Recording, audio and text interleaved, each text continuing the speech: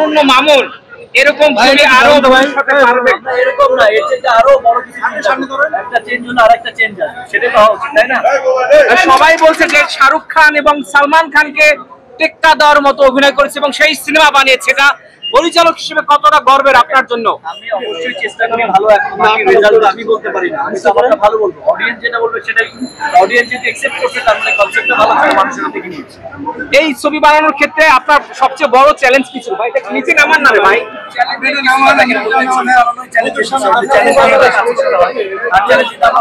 এখন সিনেমা হলে ছবি শুরু হচ্ছে, আপনার সবাই গিয়ে ছবি দেখেন। আল্লাহ হাফেজ। অনন্য মামুনের কথা শুনলাম দর্শক, তিনি তার সিনেমার কথাই তো ভালো বলবেন, এই তো হচ্ছে। এবং ভাই দর্শক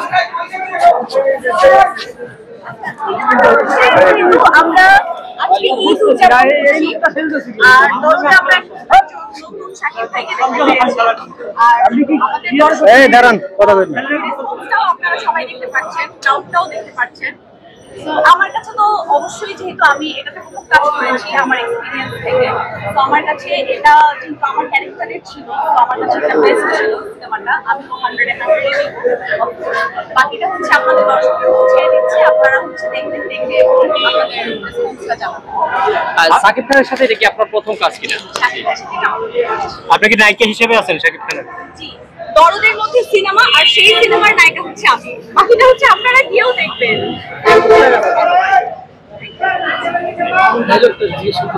আর দুলু মিয়া আর হচ্ছে ফাতেমার বিয়েটা খাইলেন আপনারা সবাই মিলে, কি কি খাইলেন, কি কি খাওয়া দাওয়া? না, একা তো খাইনি, আপনাদের সবাইকে নিয়েই খেয়েছি, আপনারাও তো দেখেছেন সাথে, তাই না? একটু একটু প্লিজ। আপনার নামটা? সাফা। তারপর একটু বলে যান। এই যে